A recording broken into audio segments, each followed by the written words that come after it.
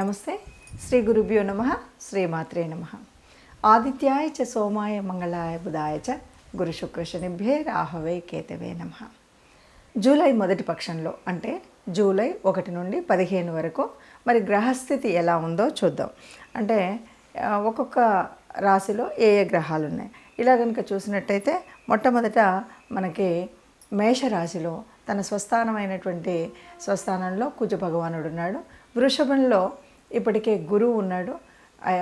ఈ గురువు ఇలాగే ఉంటే మనకి మొదటి పక్షంలోనే చిట్ట చివరిలో 12వ తారీఖు కుజుడు గురువుతో కలుస్తాడు. ఇక్కడ ఇలా కలవడం వల్ల మనకి ఇక్కడ కూడా గురుమంగళ యోగం ఏర్పడేటువంటి పరిస్థితి ఉంది.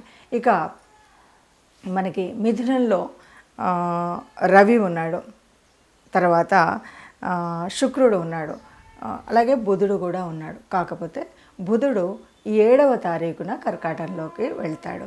ఇది మనకున్నటువంటి రాశి యొక్క పరిస్థితి. కన్యలో కేతువు, శని భగవానుడు కుంభరాశిలో వక్రించిన స్థితి, అలాగే మరి మీనంలో రాహు భగవానుడు. ఈ ఉన్నటువంటి పరిస్థితుల్లో ఈ 15 రోజులకు గాను ఎలా ఉంటుందో తెలుసుకుందాం. ఆంగ్ల ప్రకారంగా ఆంగ్ల తేదీల ప్రకారంగా చూసుకున్నప్పటికీ మనకు వచ్చేటువంటి మాసాలు అయితే మనకు జూలై అనగానే ఆషాఢ మాసం వచ్చేటువంటి పరిస్థితి. మరి ఈ మాసంలో ప్రత్యేకించి కొన్ని మార్పులు, అంటే ఇందులో ప్రత్యేకించి జరిగేటువంటి మార్పుల్లో మొదటిది తొలి ఏకాదశి అనేటువంటి పండగ రావడం. ఇక రెండవది మనకి అయనం మారడం. పూర్తిగా సౌరమాన ప్రకారంగా ఆధారపడినటువంటి మనకు 6 నెలలు ఉత్తరాయణం, 6 నెలలు దక్షిణాయనంగా మనం భావించినప్పుడు సూర్యుడు కర్కాటకంలోకి ప్రవేశించినప్పుడు వచ్చేటువంటి మాసం, మరి వచ్చేటువంటి స్థితి దక్షిణాయనం. దక్షిణాయనంలో దైవ ఉపాసన చేయడం అనేటువంటిది ఒక సలక్షణమైనటువంటిది, మన ఆరోగ్యాన్ని ఆయుష్ని కాపాడుకునేటువంటి స్థితి. ఈ పరిస్థితుల్లో మరి ఈ నెలకు గ్రహాలు ఎక్కడెక్కడ ఉపస్థితి అయి ఉన్నాయి ఏంటి చూద్దాం. ముందుగా మనం చూసినట్టయితే మేషరాశిలో రాశ్యాధిపతి అయినటువంటి కుజుడు అక్కడే ఉండడం అనేటువంటిది మొదటి స్థానం. ఇక వృషభ రాశిలో గురువు ఉంటాడు. గురువు ఉన్నప్పటికీ 12వ తారీఖుకి మరి ఇదే కుజుడు గురువుతో కలవడం, ఇక్కడ మనకి గురుమంగళ యోగం కూడా ఏర్పడేటువంటి ఒక శుభకరమైనటువంటి పరిస్థితి కనిపిస్తుంది. ఇక తదుపరి మిథునంలో రవి, బుధుడు, శుక్రుడు ముగ్గురు ఉన్నారు. ఈ ముగ్గురు ఒక్కొక్కరు మారుతూ ఉంటారు. అంటే 17వ తారీఖున మనకు రవి కర్కాటకంలోకి ప్రవేశిస్తాడు. ఇక్కడే మనకు దక్షిణాయనం ప్రారంభమవుతుంది. అలాగే బుధుడు 7వ తారీఖున, శుక్రుడు 20 తదుపరి, ఇలా ముగ్గురు కూడా కర్కాటకంలోకి ప్రవేశించేటువంటి పరిస్థితి. ఇక కేతువు కన్యలో ఉన్నారు. శని భగవానుడు మరి తన స్వక్షేత్రమైనటువంటి కుంభంలో వక్రగతిలో ఉండడం మనకు తెలుసు. ఇక మీనరాశిలో మరి రాహు ఉన్నాడు. ఇది మనకు కనిపించేటువంటి గ్రహస్థితి.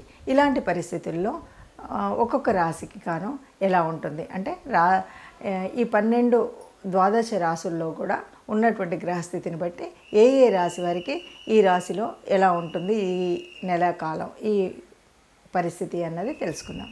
తదుపరి రాశి వృషభ రాశి. వృషభ రాశిని కనుక మనం చూసినట్టయితే వృషభ రాశిలో మనకి గురువు ఉన్నాడు. రాశిలోనే గురువు ఉండడం వల్ల, గురువు అంటే మనకు తెలుసు ఎన్నో రకాలైనటువంటి కష్టాలు నష్టాలున్నా తొలగించాలి అంటే ఒక్క గురువు అక్కడ ఉంటే చాలు, మనకు 1000 రకాల పాపాలు పోతాయి అంటారు. గురువు దృష్టి ఉంటే అంతకంటే ఎక్కువ అంటారు. అలాంటిది గురువు వృషభంలో ఉన్నారు కాబట్టి వృషభ రాశి వారికి అంటే తన శారీరకం మీద మనసు మీద తనకు ఒక పట్టు ఉంటుంది. తాను అనుకున్నది అనుకున్నట్టుగా చేయగలుగుతారు. అంతా బాగుంటుంది. ఇంకొకటి కొద్దిగా అంటే మధ్య నుండి మనకు ఏంటంటే ఈ మాసంలో కనుక చూస్తే మొదటి పక్షంలో గురువు మాత్రమే ఉన్నాడు. ఇక మనకి ద్వితీయ పక్షంలోకి వచ్చేటప్పటికి గురువుతో పాటు కుజుడు కూడా వచ్చి చేరడం వల్ల గురుమంగళ యోగం ఏర్పడుతుంది. ఎప్పుడైతే గురుమంగళ యోగం ఏర్పడుతుందో ఏ పని చేయాలన్నా అందులో సాధించగలిగే శక్తి నైపుణ్యం ఉంటుంది. ఏదైనా సామర్థ్యంతో పూర్తి చేయగలిగేటువంటి ఒక నైపుణ్యం కలిగి ఉంటారు. ఏది చేయాలనుకుంటే అది చేస్తారు. ఇప్పటి వరకు ఏది మనం మిస్ అయ్యామో అవన్నీ కూడా చేయగలిగేటువంటి పరిస్థితి ఉంటుంది వృషభ రాశి వారికి. అయితే ద్వితీయంలో మళ్ళీ రవి ఉన్నారు, బుధుడు ఉన్నాడు, అదేవిధంగా శుక్రుడు ఉన్నాడు. దీనివల్ల ఆర్థికంగా సమృద్ధిగా ఉంటుంది. అలాగే మనకి పూర్వార్ధంలో ఒకలాగానో తర్వాత ఒకలాగానో ఉండడం వల్ల, అంటే రాశుల్లో గ్రహాలు మారడం వల్ల తర్వాత తృతీయంలో ఉన్నటువంటి రవి శుక్రుల వల్ల మళ్ళీ మంచి యోగం కనిపిస్తుంది.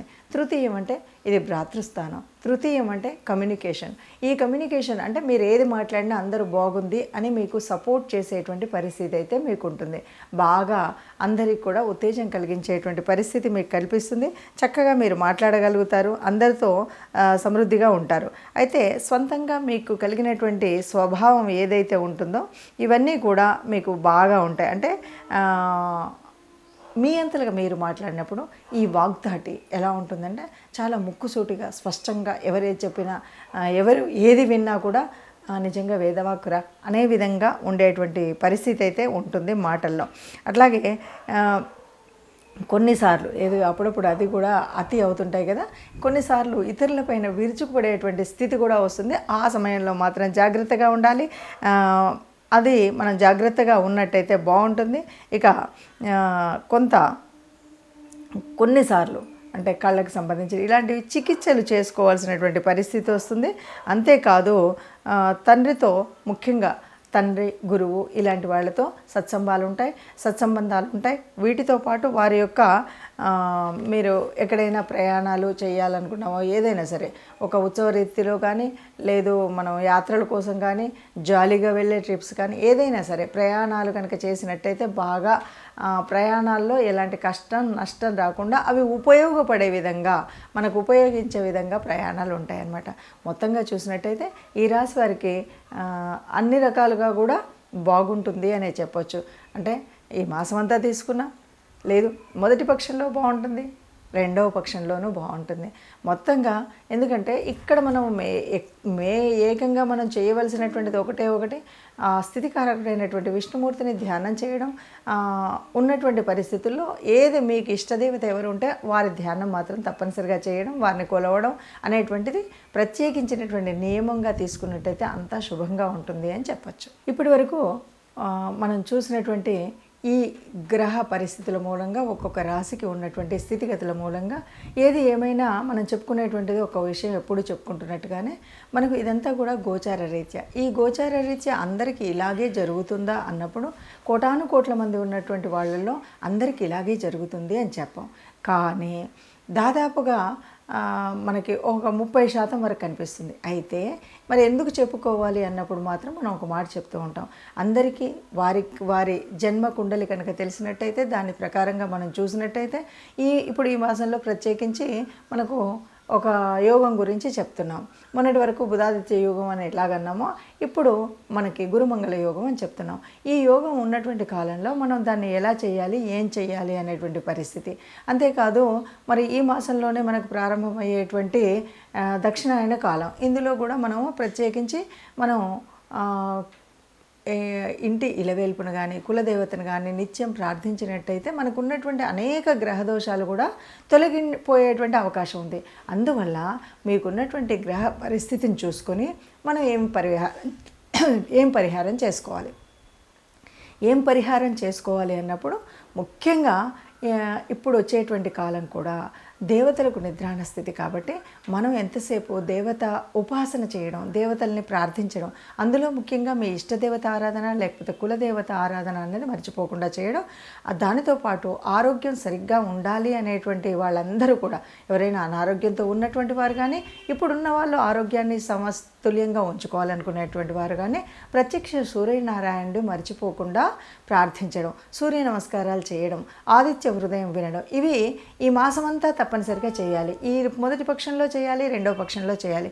ఇందులో ఎలాంటి అది లేకుండా మీరు నిత్యం చేయడం. ఇంకా వీలైతే కనుక ముఖ్యంగా చెప్తూ ఉంటారు ధ్యానం అంటుంటారు. ఎందుకంటే ప్రశాంతంగా ఉండడం, మానసికంగా అల్లకల్లోలం లేకుండా మనం ఉండడం అనేటువంటిది ప్రత్యేకించి ఈ మాసం నుండి రాబోయే 4 మాసాల వరకు మనం చేయవలసినటువంటిది.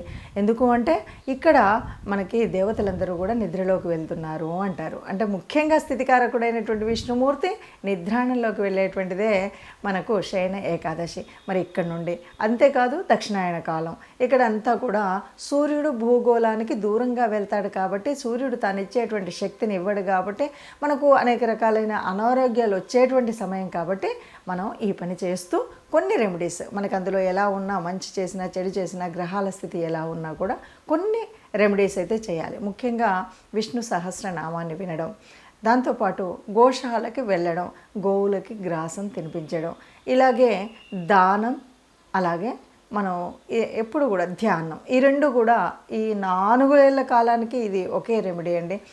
మనకు చేతనైనంత దానం చేయడం, ఏదైనా సరే ప్రశాంతంగా ఉంటూ ఇష్టం వచ్చినట్టుగా ఎక్కువ తక్కువగా మాట్లాడకుండా ఉండడం అనేటువంటిది మంచి రెమెడీగా మనం చెప్పుకోవచ్చు. ఈ రకంగా మనం చేసినట్టయితే అందరం సుఖంగా ఉంటాం, అందులో మనము ఉండాలని ఆశిస్తూ సర్వే జనా సుఖినో భవంతు.